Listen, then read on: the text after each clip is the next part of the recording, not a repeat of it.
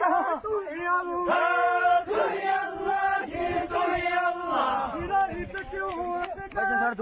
अल्लाह तू ही अल्लाह जी तू ही अल्लाह दुनिया पता है तू ही अल्लाह जी तू ही अल्लाह अरे सर है मुंड बोलो तू ही अल्लाह जी तू ही अल्लाह जोड़ी ना भाग तू ही अल्लाह जी तू ही अल्लाह माशा